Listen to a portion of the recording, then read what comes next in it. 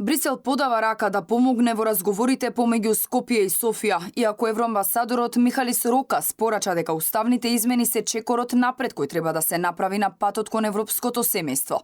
Неговата риторика дека ЕУ може да помогне во разговорите меѓу двете влади влева надеж дека омекнува ставот на блокот. Шефот на мисијата на ЕУ во Македонија е дециден дека тие се партнер од доверба на земјава и дека мора заедно да се работи за да се забрза евроинтегративниот процес. Тоа што сега е значено како се тоа ќе го спроведеме во дело. Да, навистина има политички прашања кои што сите ги знаеме и кои што не можеме без тоа да се движиме нанапред, но од друга страна имаме охрабрување што можеме отворено да дискутираме за се тоа. Првите контакти се веќе направени помеѓу двете влади и има неотповиклива желба од самата Европска унија да помогне во овој процес, а од друга страна исто така може да се види како ќе се опфатат сите предизвици со кои што се чуеме тука.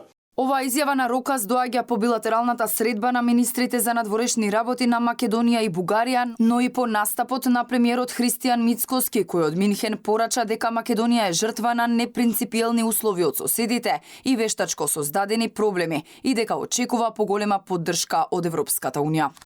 Во Македонија постои оправдана разочараност од односот на ЕУ, вели пратеникот на ВМРО ДПМН и поранешен министер за надворешни работи Милошовски. На прашањето какви гаранции би можела Македонија да има од Бугарија, ЕУ и САД, дециден е дека не може да се согласиме на процес без јасно видлива цел. Македонија досега неколку пати има направено уставни измени, а ЕУ ветувала дека таквите уставни измени ќе приближат Македонија кон преговорите за членство или кон самото членство, но очигледно е дека не ги исполнила своите ветувања и би било наивно да се прават уставни измени за уште едно неисполнето, да ни се случи уште едно неисполнето ветување.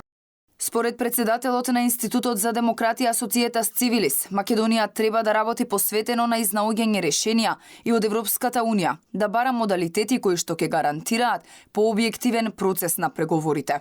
Мислам дека уставни измени со одложено дејство нас не ни помагаат да добиеме објективност и предвидливост на процесот. Ние мораме да се фокусираме што е можно повеќе да го заштитиме и објективизираме процесот.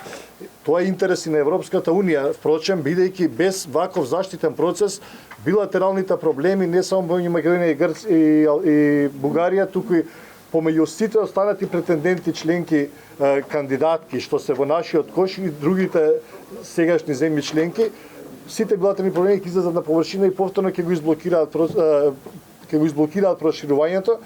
Христијан Мицкоски јасно им даде до знаење на европејците дека Македонија со години прави отстапки и е многу далеку од европското семејство, што поради непринципиелните услови за напредок, што поради уцените од соседите.